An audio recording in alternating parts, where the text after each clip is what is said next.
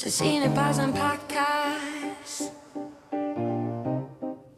Minha gente, sejam bem-vindos a mais uma edição do Respiro das Almas. Eu estou aqui hoje com uma figura importantíssima aqui da cultura cearense, por assim dizer, que é um guardião do conhecimento, o Duda, da biblioteca da UFC, do Benfica, né? Biblioteca de Ciências Humanas. Ciências Humanas, principalmente por isso, certo? Essas aí que a gente precisa mais estar por dentro, né?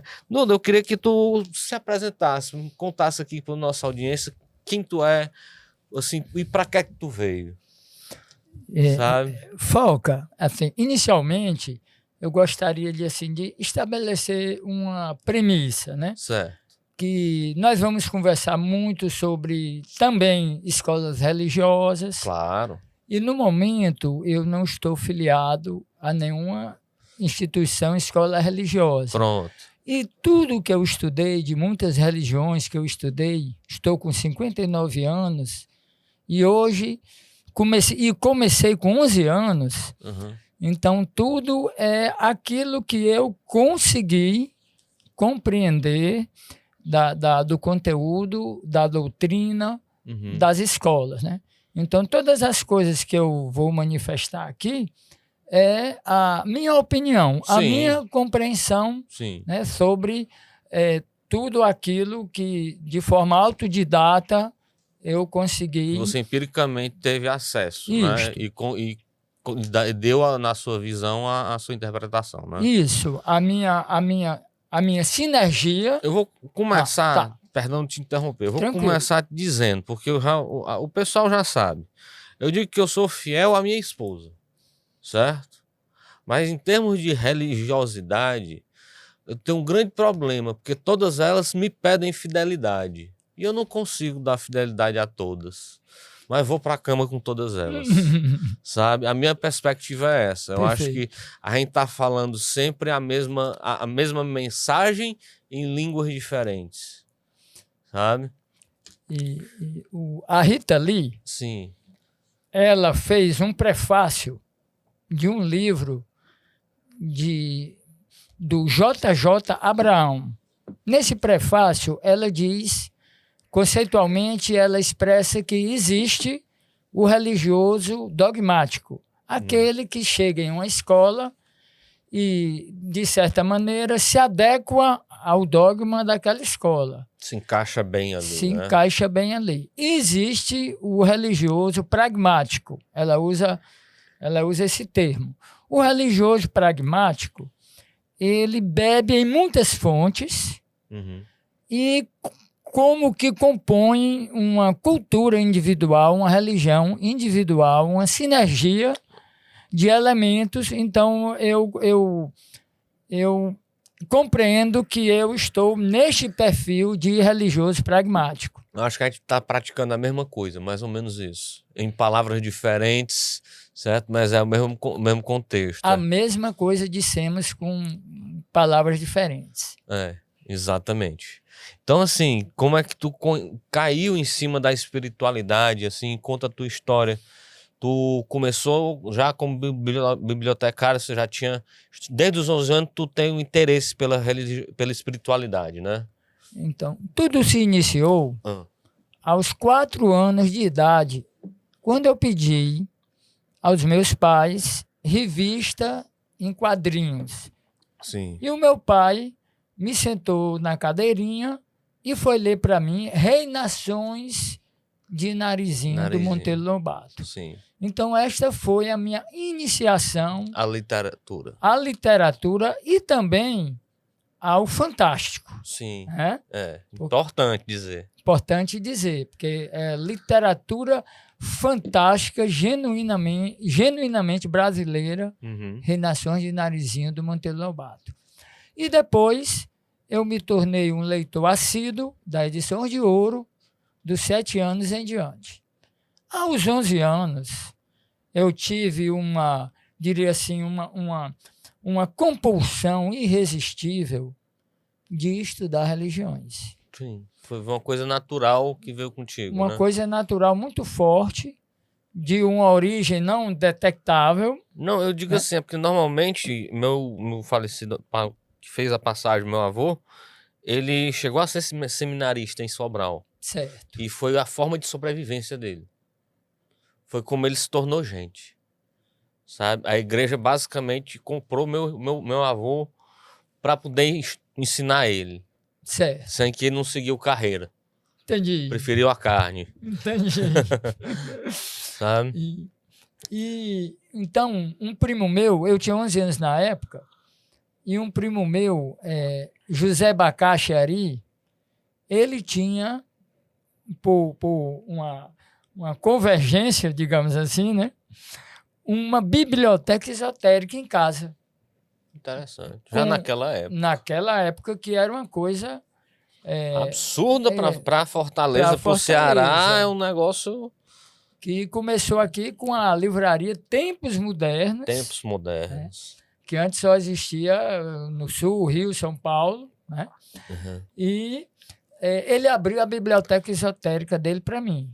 Legal. Espiritismo, teosofia, outras linhas esotéricas, e tudo começou assim. Aí. Isto. Aí, mas foi por causa do espiritismo kardecista ou o espiritismo de uma forma lato sensu? Eu sempre fui abrangente. Abrangente. Então, na coleção do meu primo, tinha o kardecista, mas também tinha figuras como Camille Flammarion, sim, como Ramatiz, que já eram, digamos assim, linhas são derivações do núcleo do pensamento kardecista, né? Porque, vamos dizer assim, essa é o lado do espiritualismo que vem da Europa, né? E a gente traz um espiritualismo africano, tem a própria espiritualidade nativa. E tem essa mistura que é Brasil. E a gente percebe que isso aconteceu em toda a América Latina, né? Então, o espiritismo kardecista, ele tende a ser uma coisa muito, muito voltada à ética, à ética europeia, vamos por assim dizer, sabe? Assim, mas assim, sem... Eu já frequentei o JEP e tal, inclusive quem me recepcionou lá foi o professor Glauber, né, que é cineasta. Minha mãe já deu palestra no JEP também. Mas assim, eu tento não entrar muito no espiritismo kardecista, sabe? Porque eu vejo justamente essas falhas. Ele não considera, assim, os aspectos, vamos dizer assim, de outras bases culturais, sabe? Aí, naquilo que eu tô te dizendo, eu até estava tendo uma conversa nesse podcast com o poeta Bittencourt, que apresenta comigo, e ele diz assim, cara, o espiritismo do candomblé e da Umbanda, ele tem um storytelling mais interessante, que aí vem a questão do fantástico, né? Então, assim, que o da gente, das religiões abraâmicas, né? Assim, ele é patriarcal, ele é severo, ele é uma coisa mais como a gente vê, os problemas do mundo de hoje estão sendo provocados por conta dessas três grandes religiões, né? Eu estudei também a Umbanda, achei a Umbanda fantástica. A Umbanda é brasileira, né? Assim, pelo que eu estudei, a origem da Umbanda é no Egito Antigo. Egito Antigo? Egito Antigo. Então, tem um livro fantástico. Lá na Livraria Leitura tem. Sim. Também. Posso falar? Pode falar. Tranquilo. Pode falar. Então, protossíntese cósmica. Protossíntese cósmica. Pelo que eu estudei, as origens da Umbanda são no Egito Antigo. Uhum. E depois chegou na África. Sim. E da África ela chegou ao Brasil. Sim. Eu comecei a estudar a Umbanda porque eu tenho um treinamento que teve início no movimento gnóstico cristão universal. Sim. Então, a autoobservação de si. Então, nessa autoobservação de mim, eu detectei pontos de condicionamento preconceituoso em relação ao Exu Sim. e à Pombagira. Sim. Algumas figuras. Essas duas principalmente. Por um condicionamento próprio, pessoal seu. Próprio do meio no qual eu cresci. E eu digo, não, eu não posso ficar com este ponto de condicionamento inconsciente. Então, eu vou estudar estas entidades. Então, começando a estudar estas entidades, e depois eu amplifiquei meus estudos da Umbanda.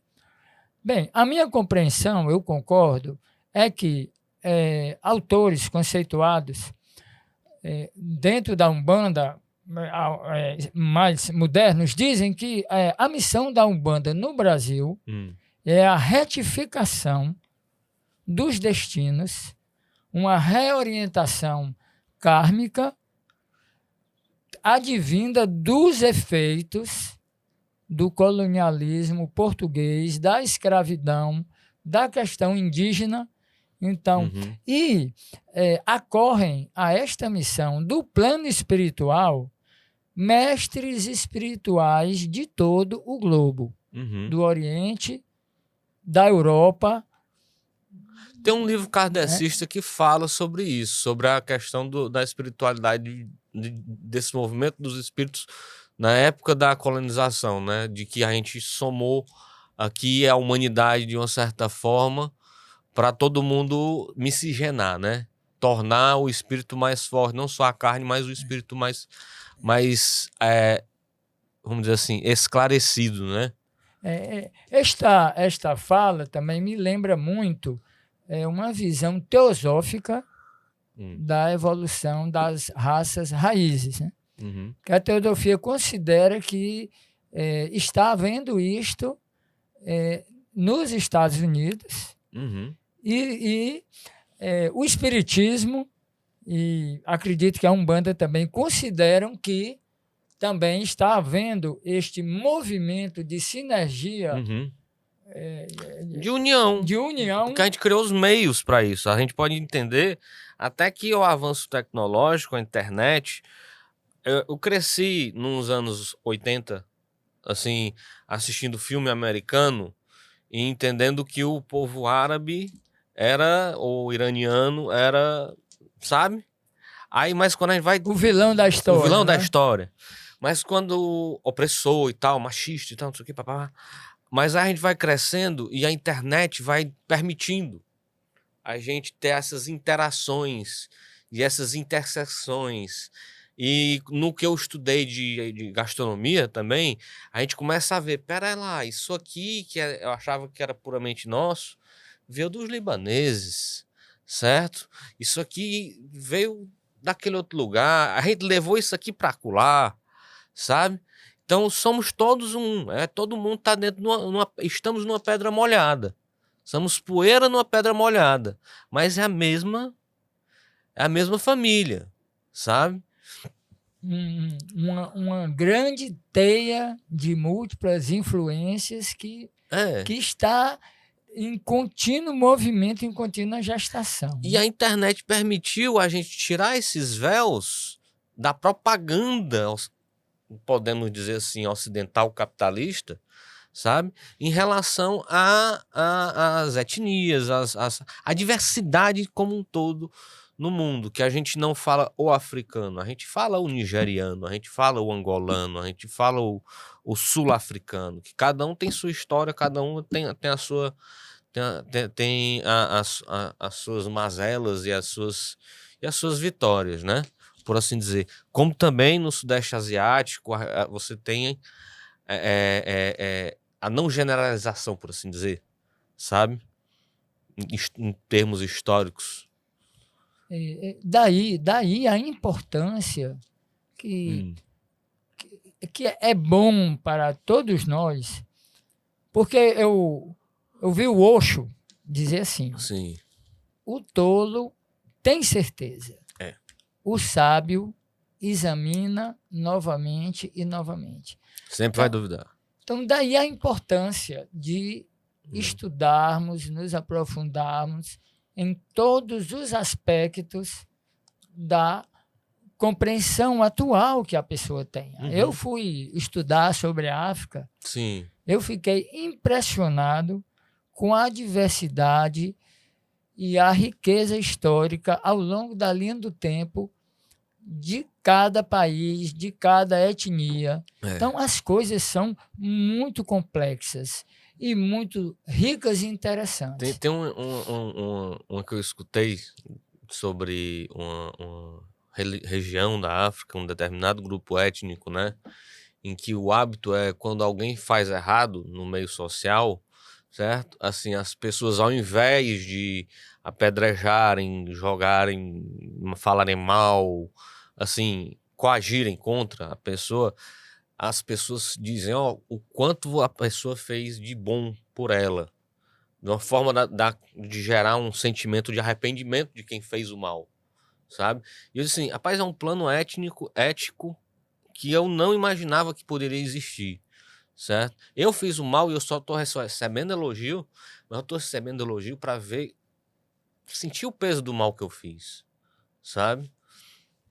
Distinguir uma frequência da outra. Então, quando a frequência do desvio se encontra com a frequência da harmonia superior, com a ordem cósmica, e na consciência, a pessoa percebe as duas frequências no seu sentimento, é uma fonte de aprendizado vivencial. É uma ligação, né? Mas o problema é que a gente observa, pelo menos, que assim, pelo mundo em que a gente vive, 90%, sei lá, não vou dar número, mas as pessoas estão num estado de letargia. Elas não estão ainda aptas ou conseguindo observar certas coisas sobre a questão da espiritualidade. Elas vivem o dia após o outro, sabe? Teve uma revelação que aconteceu com um cunhado meu, né? Que ele é professor da UFC lá em Quixadá. Inclusive, um abraço aqui pro o professor Safadão, certo? Ele tem esse nome, ele sabe, ele apareceu no João Inácio Júnior. Mas que um determinado professor faleceu, no dia seguinte, ele, assim, foi substituído e foi nada... Aí ele teve aquela queda de consciência, de que, pera lá, eu sou substituível. Eu faço corretamente o que o sistema me predeterminou, certo? Mas eu não vou deixar, assim, vou sair daqui e vem outro no meu lugar. Vem outra engrenagem vai ser trocada, sabe? E isso mexe muito com a cabeça da gente. Foi parte disso que eu comecei o Respiro, sabe? Porque eu bati os 40 anos, sabe? E perdi meu falecido avô, né? E ele sempre me chamava de meu poeta, meu artista, meu não sei o que e tal. E aí ele fica aqui sussurrando em mim, sabe? Faz, chama. Ele me dá coragem pra trazer isso aqui. Porque talento de música eu não tenho, não canto bem, não sou bonito, sabe? Mas, assim, eu tenho que entregar alguma coisa pra população, sabe? De certa forma, eu vejo que justamente isso, as pessoas elas estão muito mais no automático do que reflexivas. Eu tenho um grande amigo, Valmik, e recentemente ele me alertou para que eu voltasse aos estudos orientais clássicos, né? Sim. Retomasse, porque sempre é uma releitura. Sim, toda vida sempre que a gente lê, releitura, a gente vai aprender uma coisa diferente. E sempre também é um momento vivencial de consciência diferente. Né? Porque a gente já é outro. Já é outro. Né? Então, um dos livros que ele me indicou, A Filosofia do Bhagavad Gita, de um eminente filósofo teosófico chamado Tessubba Hall. A Filosofia do Bhagavad Gita foi um livro fantástico. Eu recomendo a todos. É a essência ali do Sudeste Asiático, né? Da Península Índica, né? Exatamente, porque é a Ordem da Estrela do Oriente, fundada por Madame Blavatsky, Helena Petrovna Blavatsky, e a Sociedade Teosófica, como é conhecida no Ocidente. Então, Tessubba Hall, ele fez 4 palestras, A Filosofia do Bhagavad Gita, que foi transformado em livro.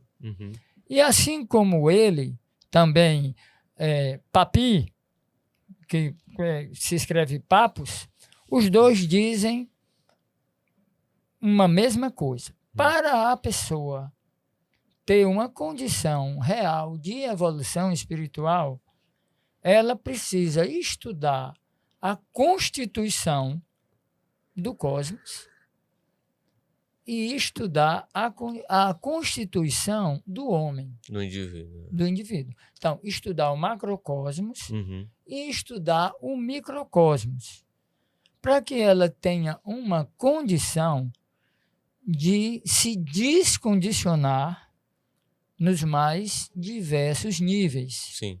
No nível sensorial, no nível neurosociológico, de diversos níveis. Então, o importante é, como diz um grande amigo meu, o Alves, professor de matemática aposentado da UES, converso muito com ele no Del Passeio. Mande um abraço para ele aí. Alves, um abraço. Sua câmera está ali. A minha câmera, estou sendo filmado, não sabia. Está sendo filmado. Então, ele diz, tudo é a consciência. Então, dentro desses estudos, o que eu li mais para vir falar com você hoje foi sobre 3 escolas que eu estou me debruçando mais hoje. Pronto. Então, o budismo original, de Siddhartha Gautama, o budismo tibetano, que já é derivado. Que Siddhartha, ele nasceu na Índia, na Índia no século praticava yoga. século 6 a.C. E o budismo chegou no Tibete no século 7º, 8º, depois de Cristo. Sério? Foi. Eu achava que era uma coisa tava ali juntinha, mas não, chegou tarde, né? E complementando isso, eu estou estudando o Vedanta Yoga de Shankara. Certo. Porque, para mim, na minha compreensão, faz parte de uma estrutura. Da mesma forma que a gente tem as religiões abraâmicas, a gente tem essa outra linha. Porque eu mesmo estudei mais o Oriente, tem uma tendência mais oriental, né? Embora que, em termos de religião comparada, as analogias das cosmogonias, das trindades, são muito semelhantes. Como se fossem arquétipos universais. Né? O totem, como é que chama? Oh, meu Deus do céu. É o monomito, né? Que chega um marco zero em que a humanidade se divide, mas que a gente tem os arquétipos de junguianos, Perfeito. Né? Perfeito. Em que vão se manifestar nas culturas de diferentes formas. Perfeito. Certo? Arquétipos que vêm de fontes não detectáveis pela cognição humana, né? Porque até uma coisa que eu acho interessante na história do Siddhartha, é porque ele vai encontrando, né? Ele encontra a velhice, ou então encontra a doença, encontra a velhice. E encontra a morte. Ele vai no caminho certo, né? Aí ele percebe que a vida não é só o que ele tinha no palácio. Exato. Né? Porque o pai dele recebeu, quando ele nasceu, a visita de um astrólogo. E ele disse, esta criança ou vai dar continuidade a seu reinado, como rei, que era o príncipe, filho do rei, ou ela vai trazer a solução ao sofrimento da humanidade. Então, o rei, nenhuma folha murcha poderia estar nas árvores do palácio no qual Siddhartha foi, criado e, de certa forma, preservado, aprisionado dos também, males, né? Isso, de qualquer percepção de que o sofrimento existisse na vida. Mas ele, fugindo uma noite do palácio, encontrou a velhice, a doença e a morte. Que é isso já remete na questão junguiana do roubo do fogo, né? De Prometeu. De Prometeu. Gerando consciência. Exato, para a humanidade. Para a humanidade. E ele, quando ele se iluminou, ele trouxe as 4 nobres verdades. A existência do sofrimento, a causa da existência do sofrimento, a cessação, a solução para a questão do sofrimento e o caminho. O caminho que é o nobre... Caminho nobre, as 8 virtudes, né? O nobre caminho óctuplo, né? As 8 virtudes, né? Então, respondendo a sua pergunta... Para os nossos telespectadores, fale aí sobre as 8 virtudes. Os 4. Pronto, antes a gente começa com a... Né? Vai ser mais pela pedagogia. Joia. Então, o sofrimento existe como dor física e emocional explícita. O sofrimento existe como mudança de condição. E o sofrimento existe como própria condição existencial. Então, a origem do sofrimento, ponto 1, o sofrimento existe dessas formas, né? Ponto 2, a origem do sofrimento, primeiro, é a ignorância quanto à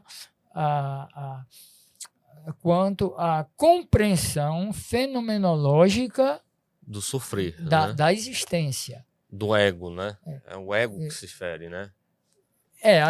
Aí são separar do mundo. Os agregados. Né? Os agregados explicam esse ponto, né?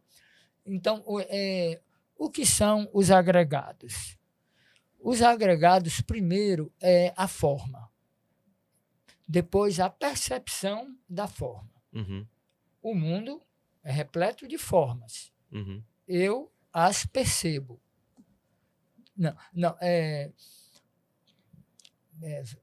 Primeiro a forma. Certo.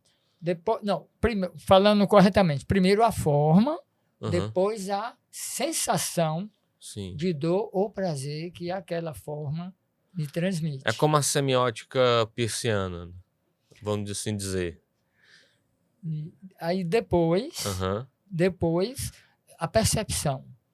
Eu conceituo, eu identifico, crio narrativas fixas. Depois, a avaliação mental. Então, dali eu já tenho o karma, já tenho as emoções, já tenho uma história de vida. Sim. Tudo isso gera uma falsa consciência. Uma falsa estrutura de consciência. Isso, o falso ego. Porque eu tenho apego ou aversão, eu crio narrativas fixas, ilusórias, e gera na pessoa um ego ilusório. Por que um ego ilusório? Primeiro, porque é impermanente. Permanência. Permanência é chave importante, né? Ele não permanece no tempo e no espaço. Nada é permanente, né? Por assim dizer, né? O ruim e o bom, né? Dentro do tempo e do espaço. Nada é permanente. Nada é permanente. Né? E também, este eu ilusório, ele não tem essência física, essência fixa. Sim. Ele não tem uma essência real. Então, esses agregados, o eu ilusório, ele tem desejo e ele tem aversão.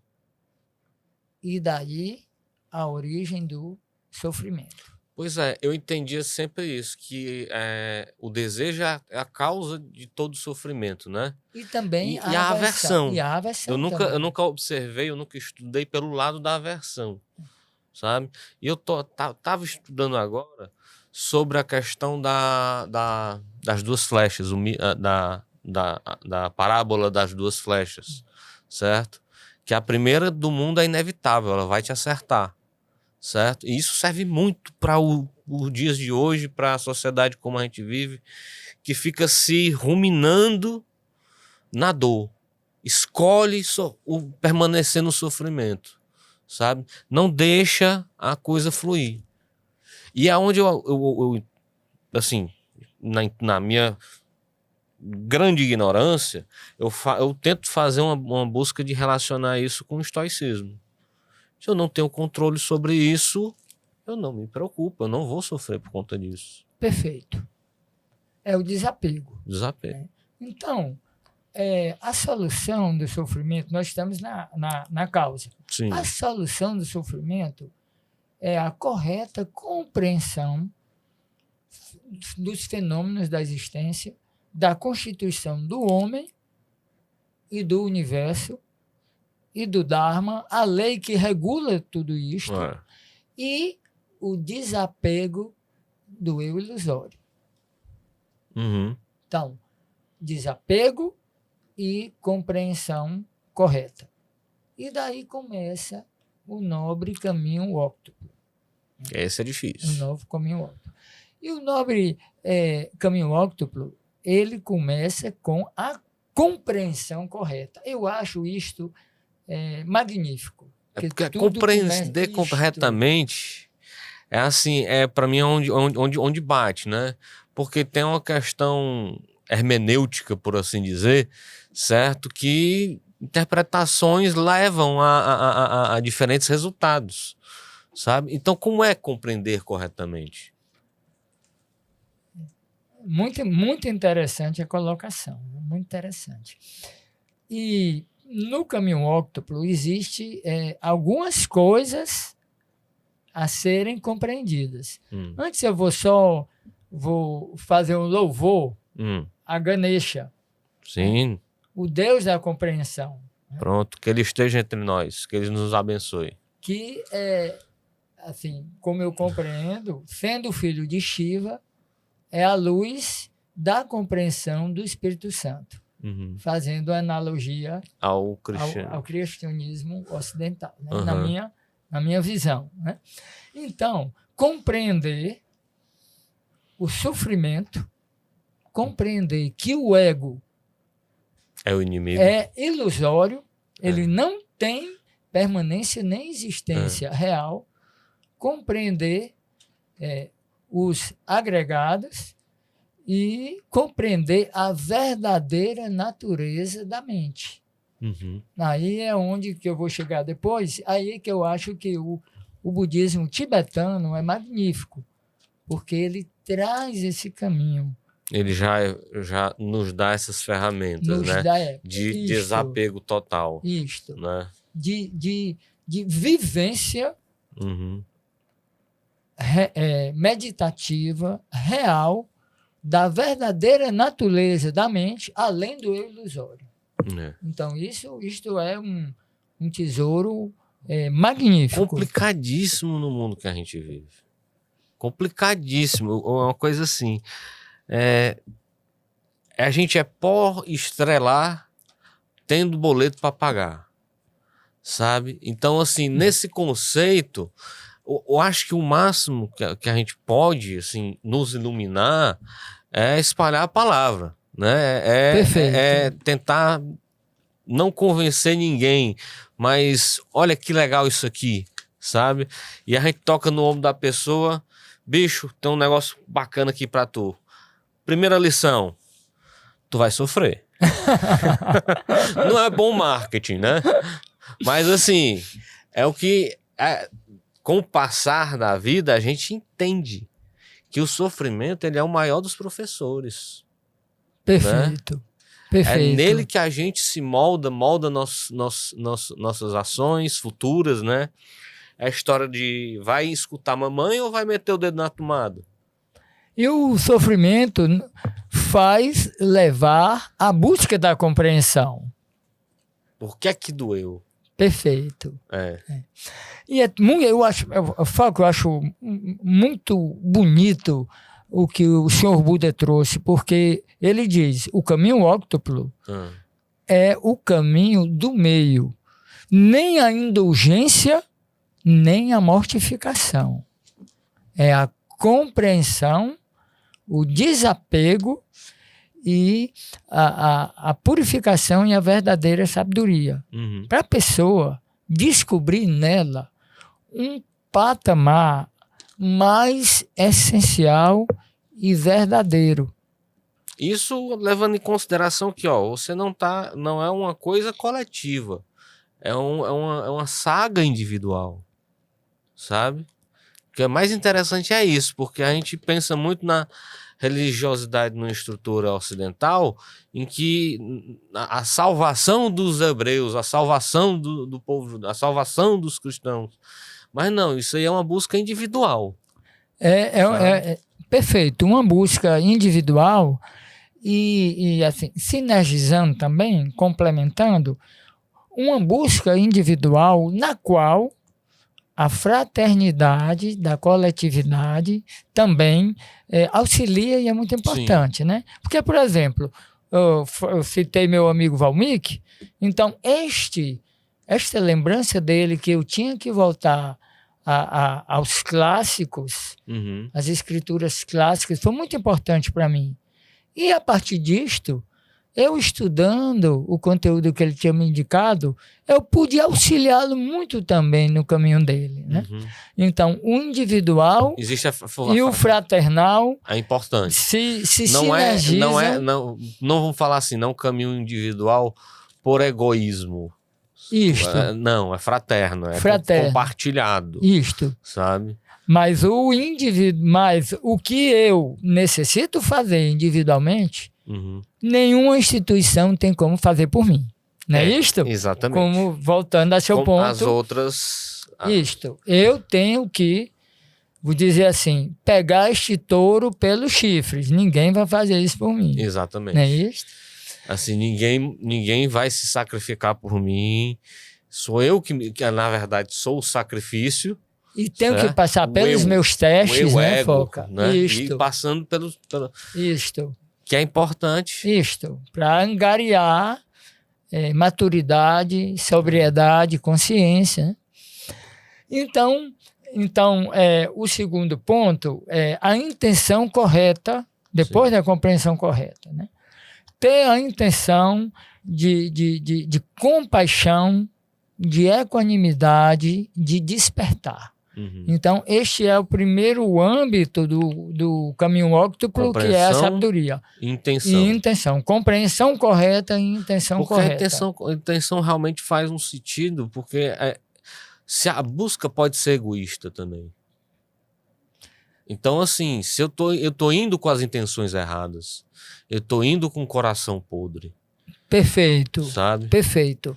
E a busca, sendo egoísta, ela pode gerar um desvio para o que na teosofia se chama o mago negro. Sim. Angariar poderes para proveito próprio, desconsiderando o Dharma, que é a lei divina, harmônica, universal, que rege tanto o Nirvana quanto o Sansara.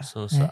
Então, em outras palavras, estou evoluindo, compreendendo para auxiliar na obra do grande arquiteto universal ou para fins próprios egoístas. Né? Então, até a busca pelo poder e pela compreensão, a intenção correta que o Senhor Buda colocou é de fundamental importância para a autopreservação do buscador.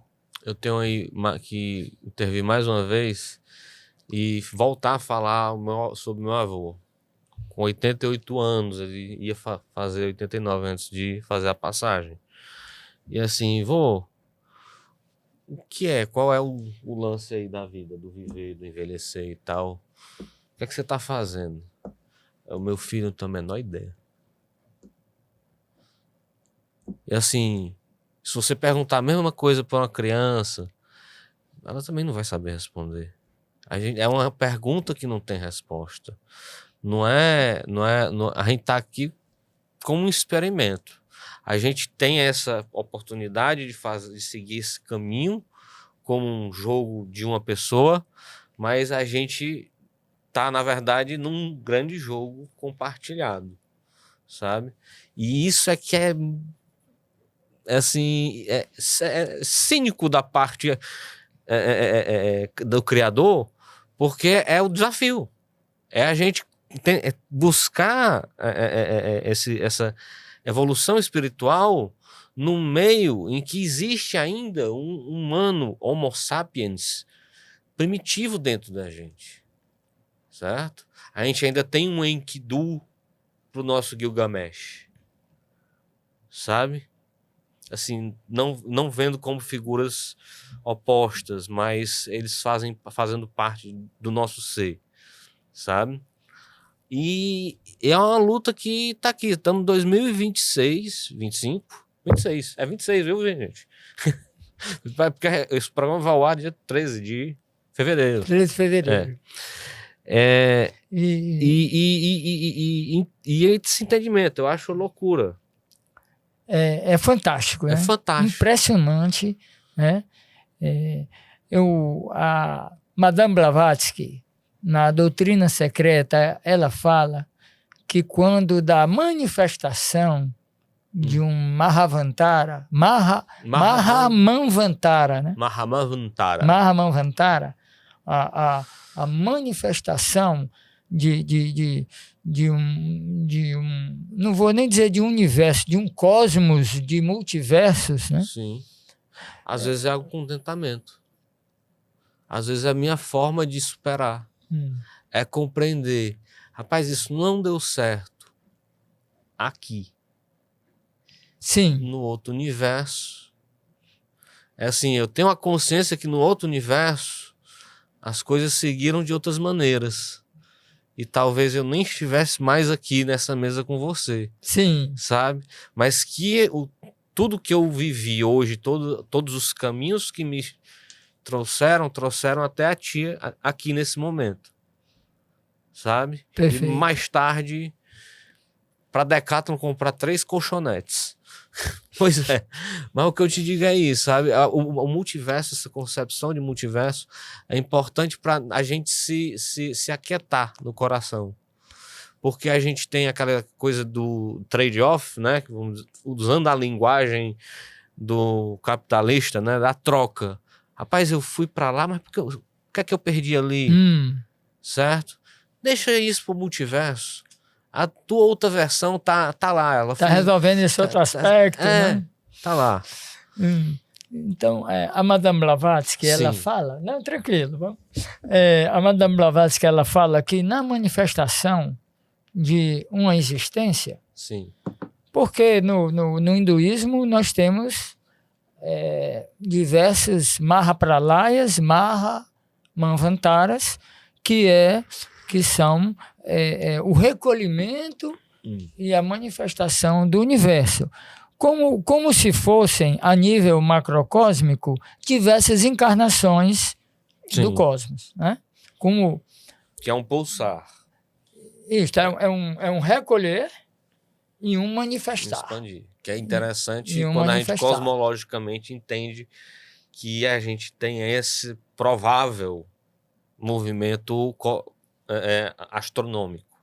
Isto, Né? Também, isto. de expandir e de retrair. Isto, exatamente. E é como se não houvesse apenas um Big Bang, mas múltiplos Big Bangs através das eras cósmicas infinitas. Uhum.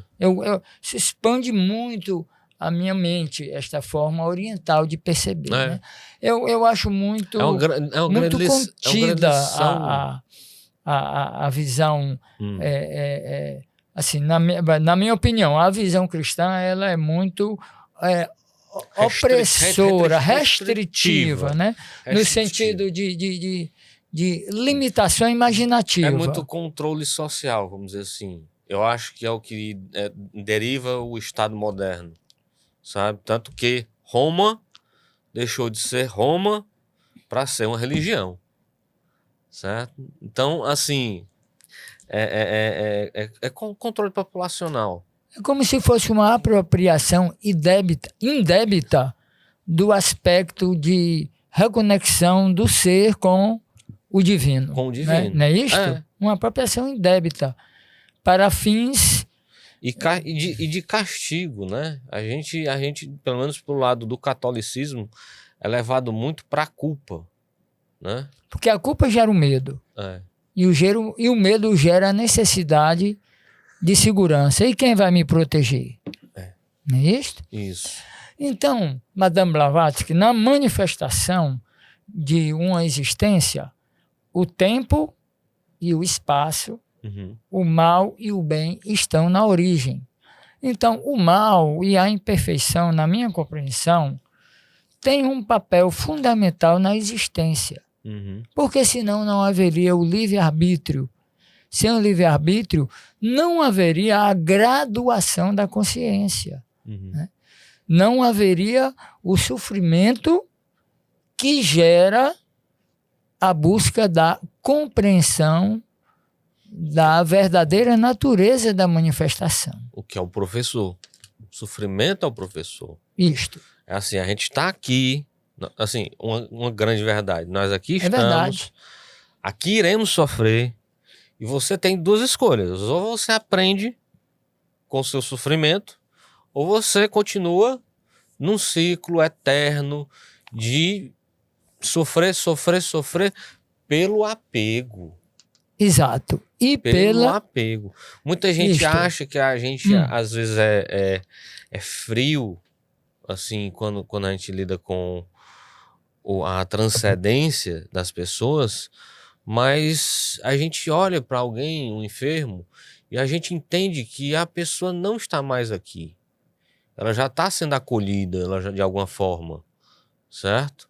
E é onde eu acho que a sociedade ocidental ainda mantém o tabu da eutanásia, sabe?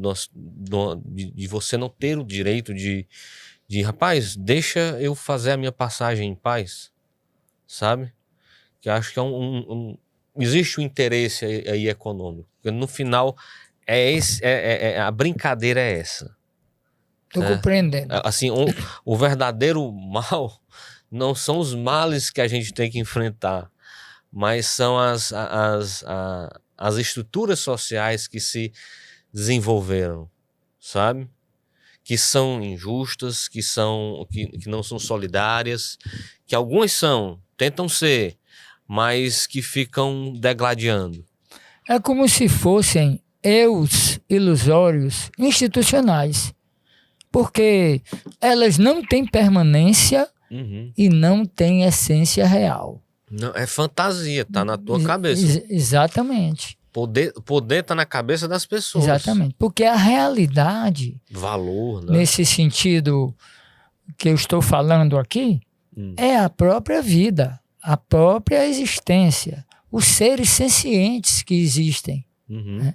A própria existência, e não instituições culturais, institucionais, secundárias, dentro de aspectos civilizacionais. Não é isso? Exatamente. Então, nós vemos compreensão correta e intenção correta. E depois vem a parte ética. Fala correta, ação correta e meio de vida correto. Então, acho fantástico que o Sr. Buda ele abrange todos os aspectos de uma vida humana. Tem o ouvir também, né? Ele lida com o sensorial, né? A fala e o ouvir é o mesmo... Estão no mesmo caminho. Âmbito, né? Mesmo âmbito. E depois a concentração correta. Que nós vimos compreensão, intenção, fala, ação e meio de vida corretos. E depois vem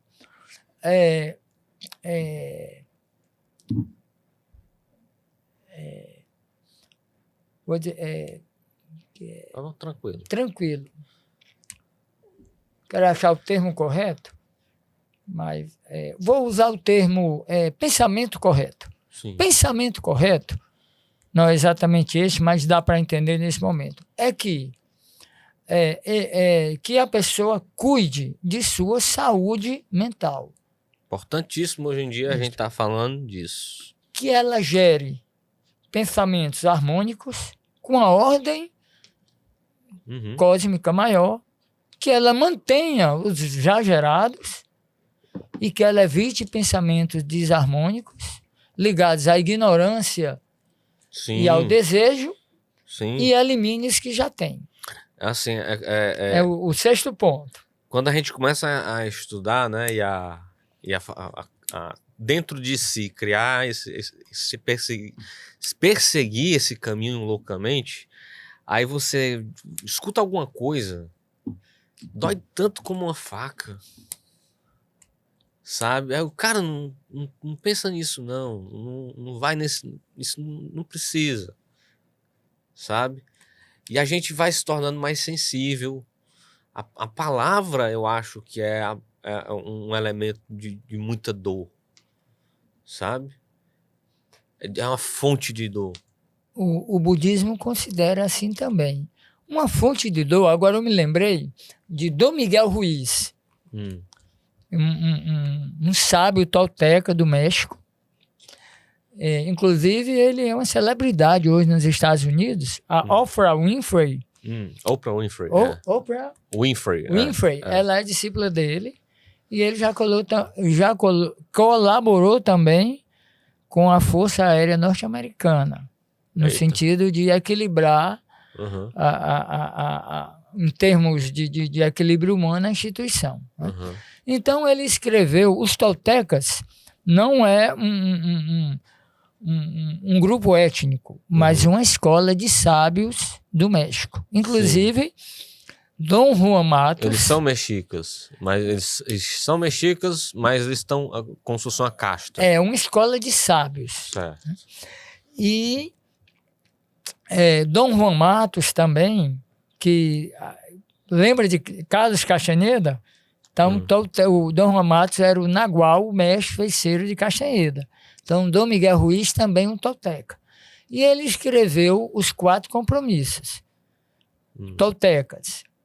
Um dos 4 é: tome cuidado com a sua palavra, porque a palavra é fonte de cura, é fonte de doença, é fonte de libertação e de aprisionamento. E fonte de magiação inconsciente. Exatamente isso. A única mágica fantástica que existe nesse mundo é essa comunicação, essa compreensão entre um e o outro, nessa aberração que é o ser humano. Porque se a gente for observar a natureza sem a humanidade, animais, passarinhos, golfinhos, todo mundo vivendo em harmonia. Aí vem aqui este símio e começa a dialogar, sabe? Diz que assim, né, que meu bisavô dizia Meu filho, todo dia acorda um malandro e todo dia acorda um besta. E assim o mundo se faz, sabe?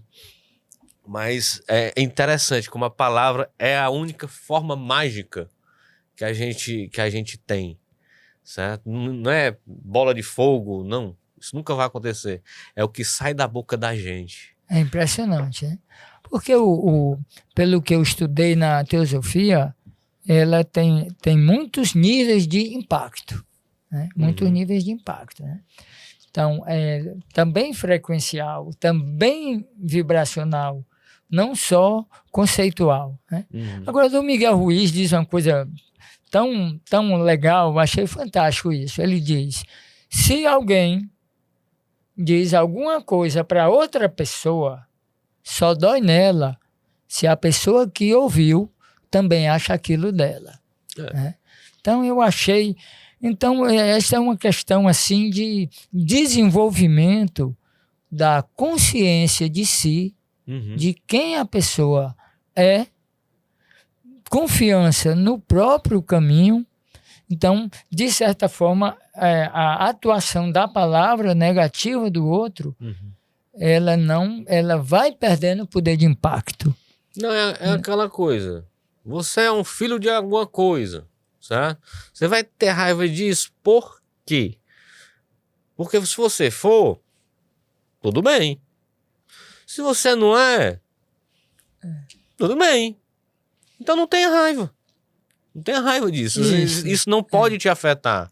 Se você é, tudo bem. Se você não é, tudo bem também, né? Tudo bem também, sabe? E o Osho fala uma coisa muito interessante. É uma escolha da gente se ofender. Isso. Sabe? E aí tem outro aspecto ligado a isso, Foca, que eu achei muito legal que o Osho falou. Ele diz assim, as pessoas querem ser respeitadas. Então, quando uma pessoa diz alguma coisa com a outra, ela se sente desrespeitada. Né? Logicamente que em determinado momento existem estratégias de defesa, mas o mais importante não é esta necessidade de respeito, nesse aspecto que eu estou falando, mas sim de desenvolver consciência. Então, a consciência é a chave. Porque, na conclusão das coisas, o respeito também é um jogo. Dentro do sonho. Isso lembra muito também, aí vamos trazer para o mestre que trouxe do Oriente, né? Atira a primeira pedra quem não tem pecado. Sabe? É uma resposta, assim, sábia que... Magnífica. De gerar autopercepção, autoconsciência de si mesmo e quem falou, né? Em todos, né? Em todos. Certo? Mas ele veio do Oriente. Vamos lembrando disso, certo? Então, nós estamos no sexto ponto. Pensamento correto, né? E aí, o sétimo ponto é muito interessante, que é atenção plena correta. Ixi, aí é difícil para mim. Então, mindfulness. O mindfulness, na minha compreensão... Sim. É o sétimo ponto do caminho Octopus. Mindfulness. Então... que virou moda isso aí. Isto, Tem até um caso muito interessante de mindfulness comigo. Foi quando eu comecei a estudar o mindfulness, né? Que na época eu estava em conflito familiar. Eu estou sozinho nesse café, tu tá aí... Pois é, para você tomar um pouquinho. Eu vim em conflito familiar, momento difícil para mim. E aí eu fui assistir... na Netflix, Assassino Zen. Eita.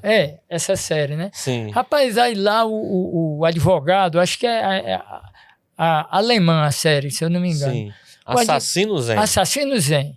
E o advogado estava com muitos problemas na empresa, e a ex-mulher dele disse, vou fazer mindfulness. Aí mandou ele lá. Rapaz, mas o terapeuta era tão bom que depois eu transcrevi todas as falas do terapeuta, digitalizei, fiz PDF, e dali eu saí da crise, sozinho. Lendo o que o roteirista colocou na série. E aí, quando eu fui fazer a DR com a minha esposa, né?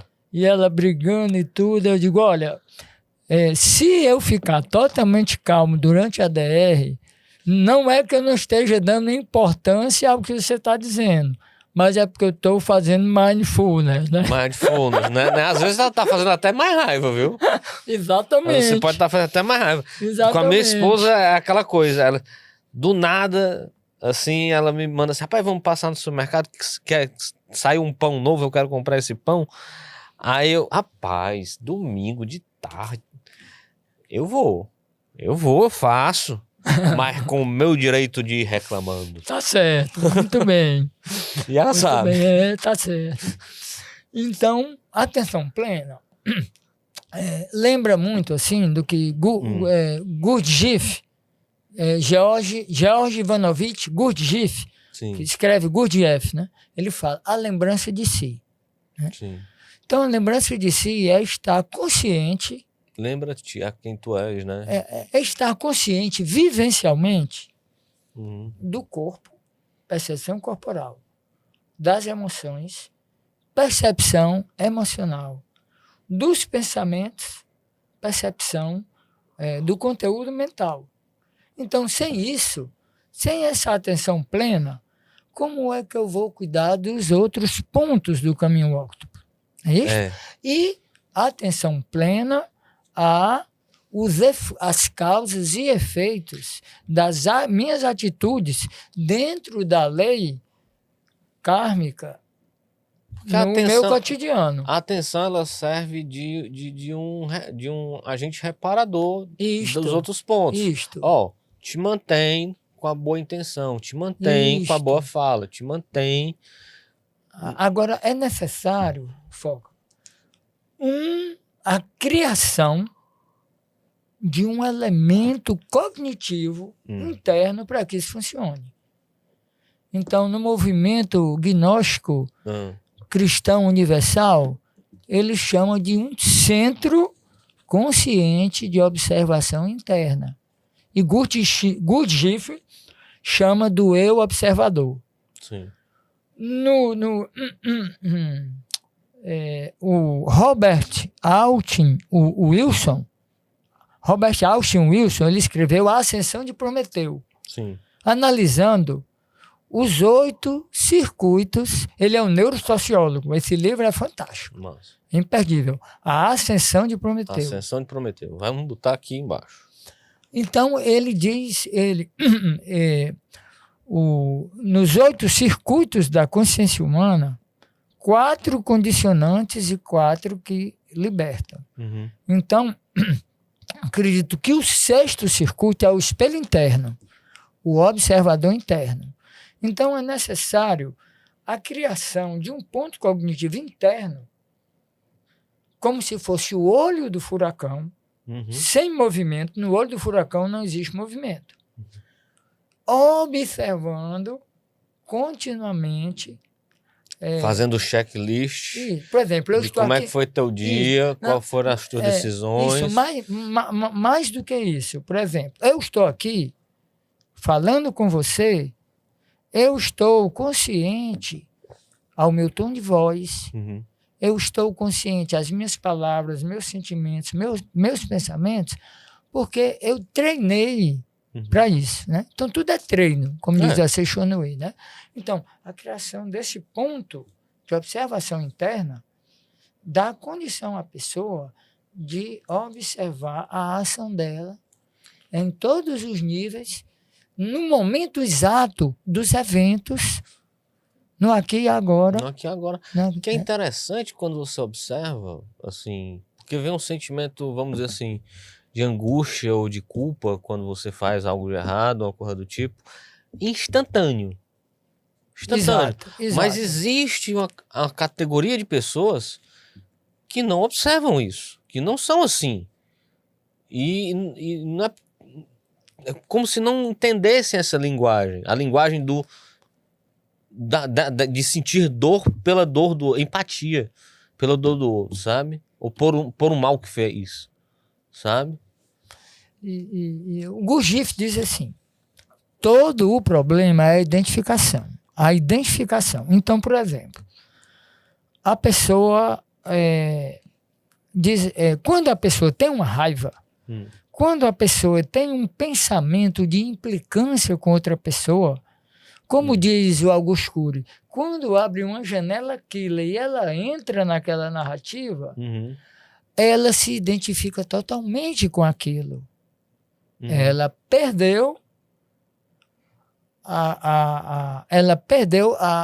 o domínio a referência, o domínio. Ela está envolta naquela situação, está totalmente identificada. Ela, assim, a voz do outro seduziu, hipnotizou e gerou estados bioquímicos, emocionais, psíquicos daquela janela que foi aberta. Aconteceu comigo, né?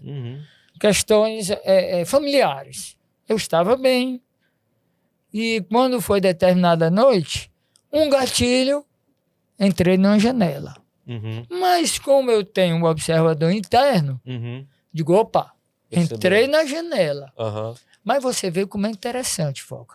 O observador e a janela fazendo efeito, como diz no Mindfulness, eles convivem ao mesmo tempo. Eles estão olhando um para o outro. Isso. Quando eu percebi que tinha entrado na janela, eu não saí imediatamente. Eu sei. Você olhou para ele.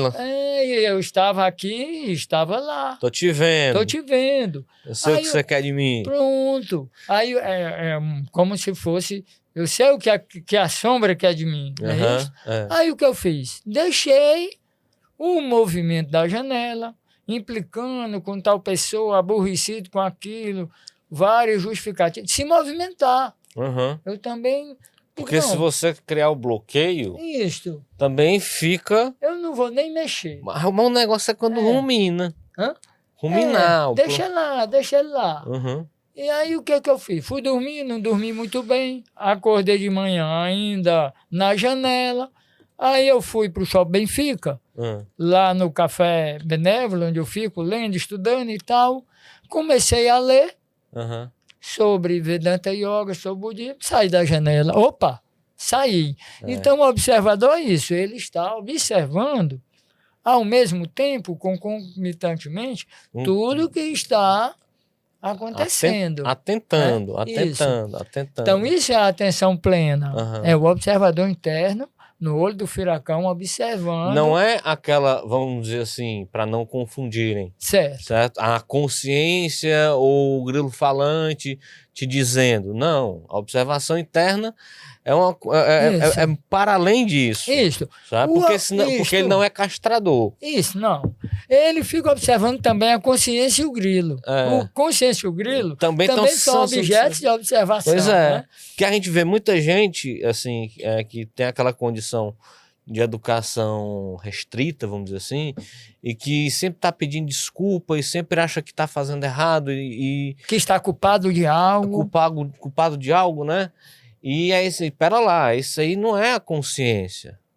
Isso aí é outra coisa. Exatamente. Isso é uma prisão que te colocaram e que você tá com a chave dentro. A chave tá na sua mão, nessa prisão. Exato. Você tem que abrir a cela e sair. Exatamente. Tem que analisar se a pessoa teve alguma culpa ou não naquilo. Exatamente. E até que ponto. É como eu digo a meu filho. Meu filho tem 25 anos. O Jean Raj, abraço Jean, ele é autista. Eu digo a ele, papai, olha, analise se você teve culpa, porque senão as pessoas vão lhe culpar na vida por algo que você não fez. Analise se teve, até que ponto você teve culpa, né?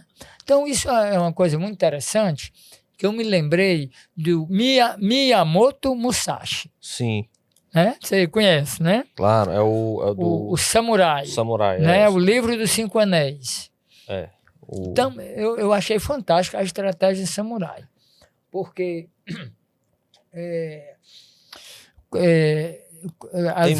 tem muita filosofia aqueles dois livros.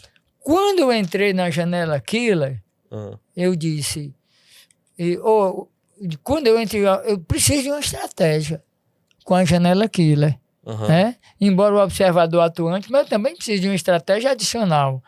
Miyamoto Musashi. Por quê? Isso serve, para mim, isso serve para qualquer situação interna ou externa na vida. Primeiro é mais difícil. Distanciamento emocional. É o mais difícil. É o mais difícil.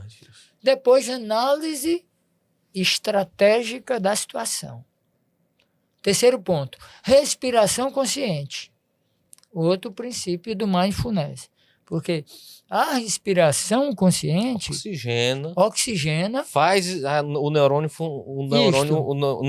fazer o serviço dele. E mais, quando eu respiro consciente, é um bizu, né? Quando eu respiro, ou eu respiro ou eu penso. Eu não posso respirar consciente e pensar ao mesmo tempo. Então, eu estou abrindo uma área de higiene mental, de desidentificação, um estado para ter um distanciamento e uma análise estratégica. A primeira coisa que você observar quando alguém está chorando ou com muita raiva é que essa pessoa não está respirando. Exatamente. Ela está ofegando, ou ela está rugindo, mas ela não está, ela está deixando o oxigênio entrar, sabe? E ela vai se tornando aquele símio primitivo. Ela deixa da consciência funcionar. Então, se distanciar emocionalmente é importantíssimo. É o fundamento. O senhor já assistiu aquele filme Invasores? Invasores. Que é um remake de 2007, eu acho, com a Nicole Kidman. Mas é um filme dos anos 50, baseado em livro, eu acho.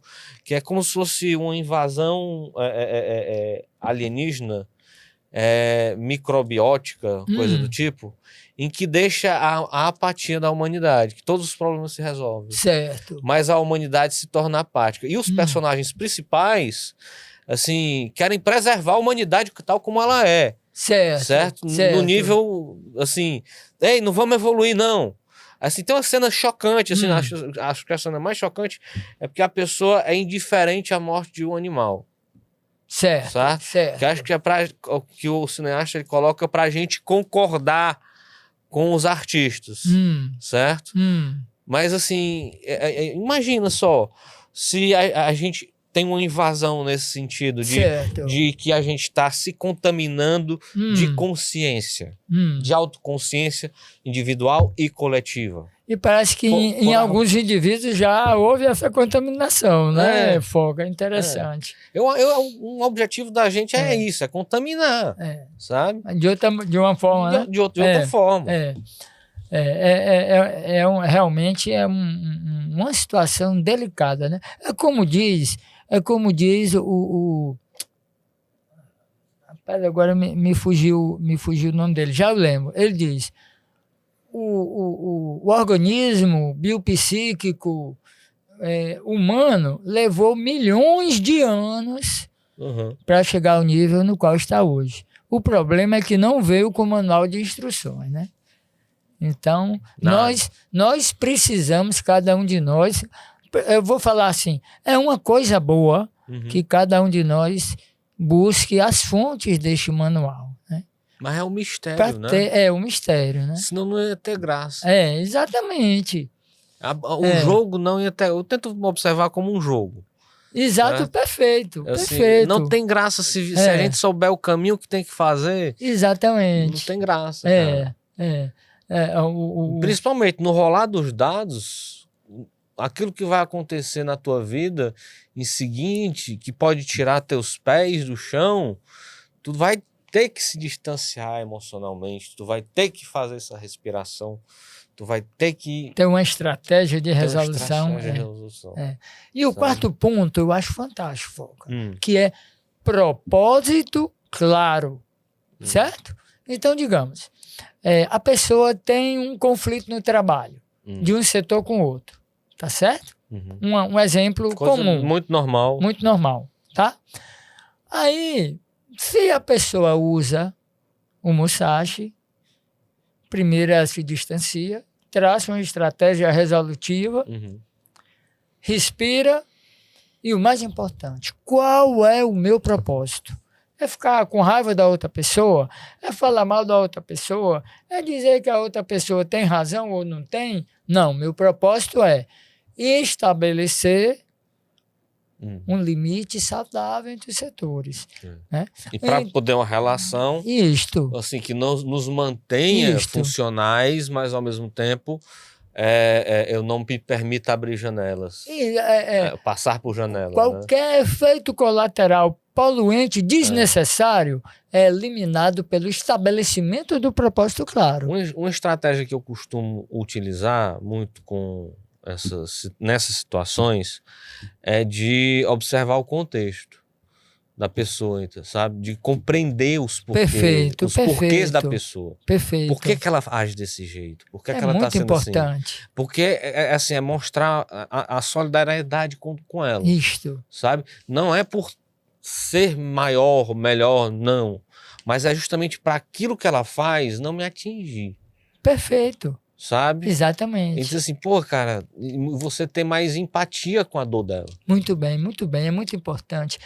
Aumenta a inteligência, por isso que o Sr. Ganesha diz, traga-me um obstáculo e eu o reduzirei a pó pelo poder da compreensão. Não é isto? É o entendimento. Isto. Exatamente. E Lao Tse diz, devemos governar pelo conjunto, e não pelas minúcias. Né? Então, se a pessoa, não é isto, fica aprisionada em sua própria minúcia de desconforto, mas se ela abrange a sua compreensão sobre empaticamente e analisa o quadro global, perfeito. Perfeito, aí não dói mais, não sente. Isso. Muito pelo contrário, dali às vezes nascem grandes amizades. Exatamente. Já vi isso acontecer. Perfeito. Sabe? É como o Sr. Krishna diz no Bhagavad Gita. De todos os argumentos, eu sou a conclusão harmônica. Não é? Então, sempre existe uma conclusão harmônica. É só a gente buscar por ela. Exatamente. Que aí vem a sabedoria popular e diz, quando um não quer, dois não brigam. Perfeito. Então, nós estamos no 7º ponto. Eu vou rememorar para os nossos ouvintes. Vamos voltando aqui. Isso. Então, compreensão correta, intenção correta, fala correta, ação correta, meio de vida correto. Meio de vida correto, isso aí a gente ainda não falou. O meio de vida correto é a pessoa ter uma profissão ou meio de vida que não cause desconforto, dano ou dor. A si ou a outro. Né? A si e ao outro. Extremamente prático. Porque o Sr. Buda abordou as questões práticas também, porque tudo está ligado. Sim. Abordou o conjunto completo. Mas ali ele estava num contexto de... no hinduísmo, era qual o reinado da época? Na Índia, né? Na Índia. Do reinado dos Sákyas. Sákyas. Por isso que ele é Sakyamuni, o sábio dos Sákyas, né? Então, agora é interessante que é uma pedra filosofal o caminho óctuplo, né? É atemporal, né? Não muda. Assim, impressionante. E ela se transforma de alguma forma. Isto. Para outras, de forma arquetípica, em outras religiões, em outras. Perfeito. Principalmente do lado asiático mesmo. Isto. Sabe? Isto. E se nós formos... Eu acho bacana do shintoísmo. Shintoísmo é fantástico. Porque eu entendo pouco. Certo? Eu também não estudei muito, tenho certa noção. Na minha ignorância, é assim, cara, tudo para eles tem um espírito, certo? Exato. Tem uma essência. Isto. Certo? E então, quando vai lá o português tentar catequizar os japoneses, Jesus Cristo é um Deus, bacana, a gente vai seguir ele também. Não tem problema não, também, mais um, vem. Sabe? Assim, que entra naquela situação dogmática, que eu acho que é o problema do... De exclusividade. Não. Aí não precisa, né? Que é o que me encanta no shintoísmo. Essa miscigenação, certo? De crenças, que o budismo anda junto com eles, sabe? Eu me lembrei também, eu estudei o Império Mongol.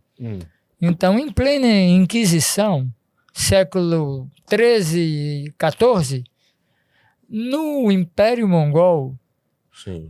sobre...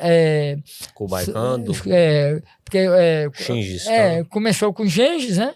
Kublai, neto dele, depois unificou a China, mas no Império Mongol, depois de Gengis, quando estava mais desenvolvido, houve encontros ecumênicos sob o Paisel, não estou lembrado do nome do Paisel, que ali poderiam haver debates filosóficos, religiosos livres entre muçulmanos, cristãos, budistas e outras religiões livremente dentro do Império Mongol. Dentro do Império Mongol e sob a abóbada celeste do Paisel, em plena Inquisição.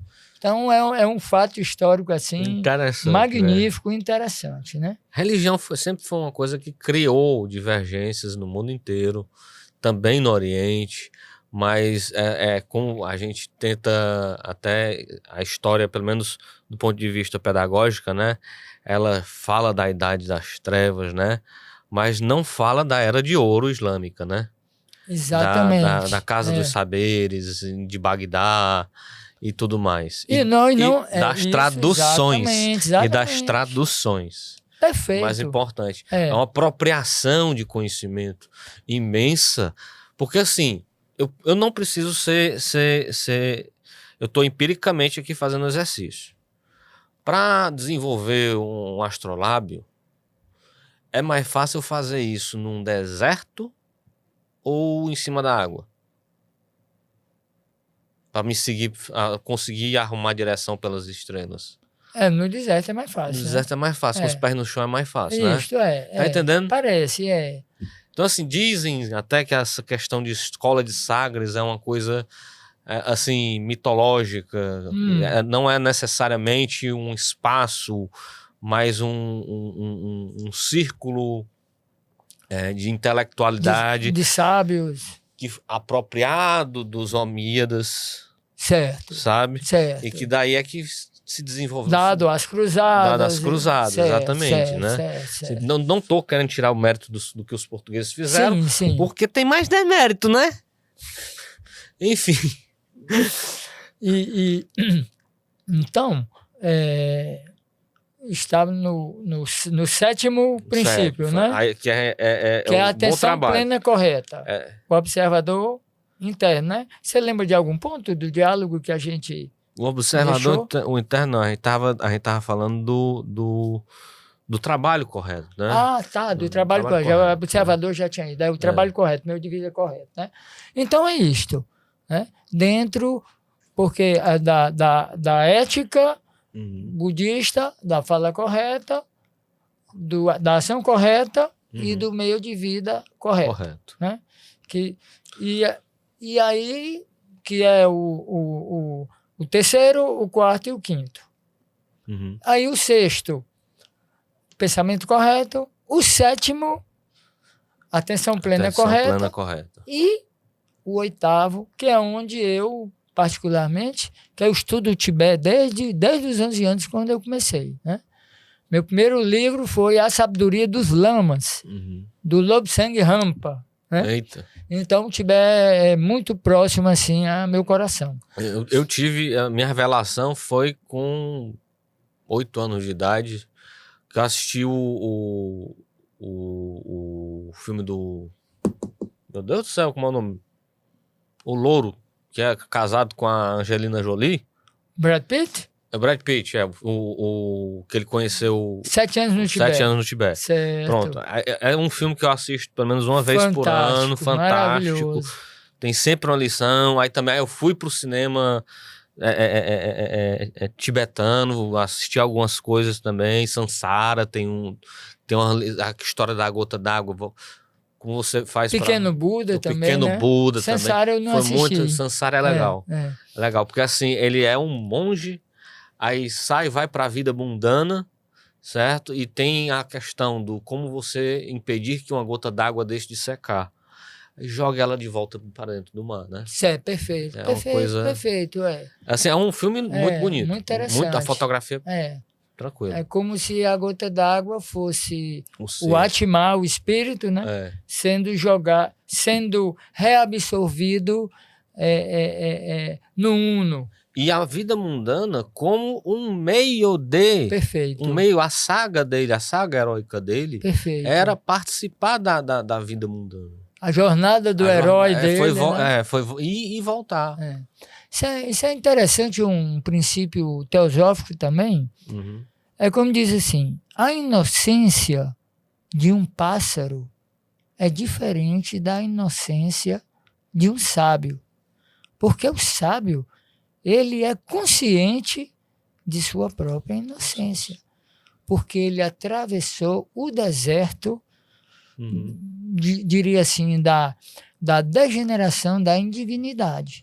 E recuperou a inocência em sua jornada cósmica do herói. Que vai para essa jornada do herói, eu acho... A própria degeneração e a própria indignidade, para mim, tem sua função e seu lugar dentro do conjunto maior dos elementos da existência. Você compreende como eu falo assim? Não é isto? Eu acho interessantíssimo o Campbell pela jornada do herói, mas assim, eu acho que a mídia de massa ela se apropria disso para criar suas histórias, e mesmo assim a gente tem que usar Campbell no dia a dia, a gente tem que compreender isso com a nossa própria existência, e não ali no filme que a gente tá vendo na TV ou no livro que a gente tá lendo. Perfeito. Sabe? A gente tem que entender que a gente vai ter os nossos limiares, a gente vai ter os nossos... a gente vai entrar como é que chama? Na baleia, né? Exato, na baleia, exato. Aí e trazer exato. a luz de volta. Exato. Dentro dos outros circuitos do Timothy Leary, que o Robert Austin e o Wilson, na ascensão de Prometeu trouxe, é o quarto circuito que você citou agora. O circuito linguístico temporal. Então, o conceito, temos o conceito e temos a prática. Certo. Temos o saber e temos o ser. Então, o conceito, vou dizer assim, é uma faca de 2 gumes, assim como a palavra. Então, ele pode aprisionar a pessoa no conceitual, criando um ídolo conceitual, falso, né? Como fala o Ken Wilber, outro livro maravilhoso, O Espectro da Consciência, do Ken Wilber, psicólogo transpessoal. Um dos livros dele. É um dos livros que transformou a minha compreensão, minha cognição, minha percepção. É impressionante. E ele vem unificando o Oriente e o Ocidente. É interessante. O que é que tu achou, o que é que tu percebia como alguma bobagem e que mudou em ti, do ponto de vista transcendental? Pronto. Justamente o conceitual e o vivencial. Então, voltando ao conceitual vivencial, primeiro eu cito o Ken Wilber, que dizia assim, existem pessoas que adoram ídolos de pedra. E existem pessoas que adoram ídolos conceituais. Sim. Então, por exemplo, o Senhor Buda. Sim. Se eu adorar um conceito que eu tenho do Senhor Buda, eu estou criando um ídolo conceitual. Porque o Senhor Buda é um ser muito além do que o meu conceito alcança e distinto dele. Que o gnosticismo faz com a figura de Jesus Cristo. Ele tem esse conceitualismo de seguir, assim, eu sou o caminho, a verdade...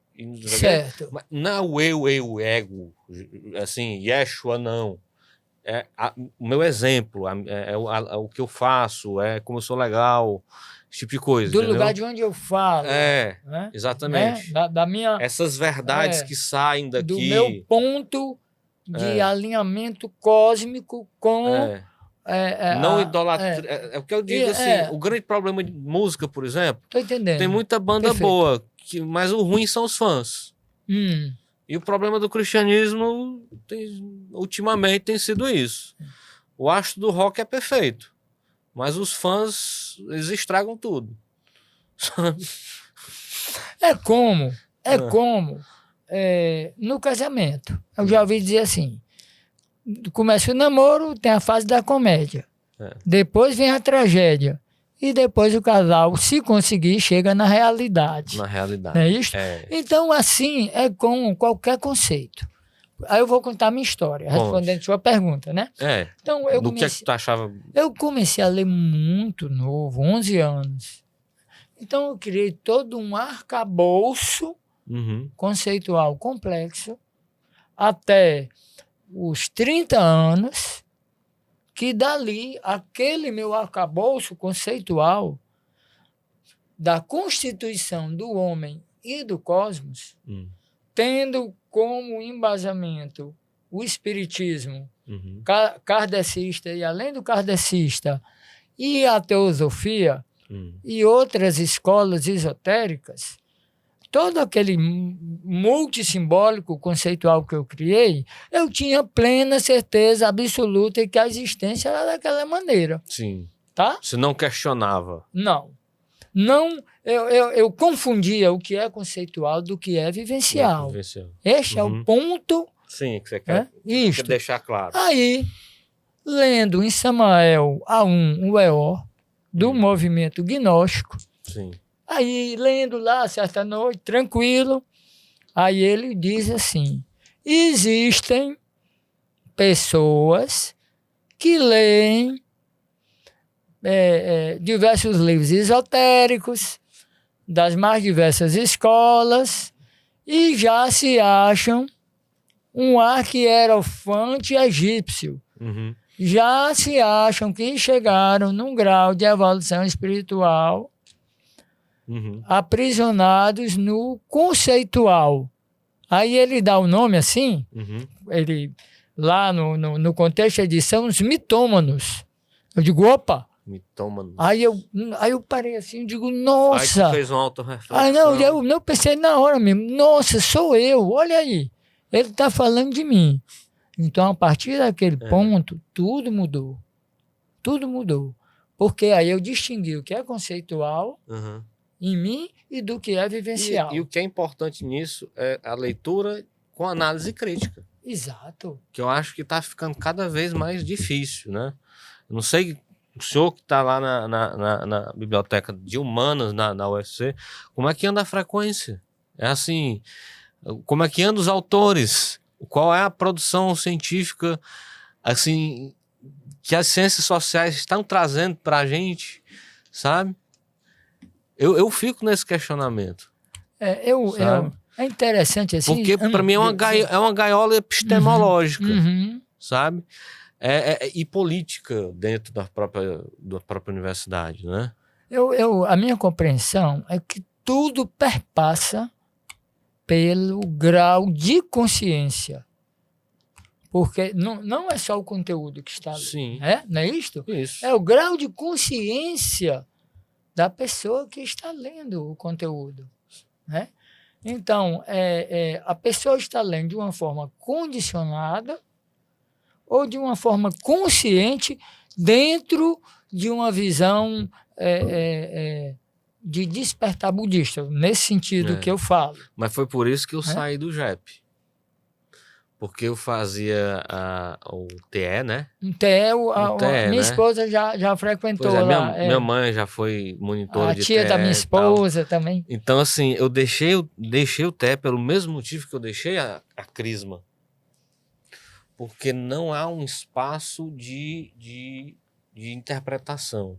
Perfeito. O monitor está ali para dar a interpretação e não divergir. Para a gente estar todo mundo no mesmo rumo. Sendo que meus caminhos são múltiplos. Perfeito. Sabe? Abrangentes e sinérgicos e em movimento. Aí nunca me encaixei em uma religião organizada no sentido de congregacional. Institucional. Dogmática, exatamente. Congregacional. Aí eu vou o quê? Eu tô lá com a Bhagavad Gita, tô lá com o Corão, tô lá com a nossa Bíblia também. O que é texto sagrado, eu tô Nós junto. temos caminhos semelhantes, nós dois, né? Dentro do conceitual da Rita Lee, somos religiosos pragmáticos, né? Pragmáticos. Bebemos em muitas fontes. E isso é todo dia. É uma situação assim que eu faço, assim, um mantra para mim diário é escrever, certo? É escrever e eu faço os meus vídeos, sabe? E agora eu tava até isso vai, você já devem ter visto, porque vai no futuro, né?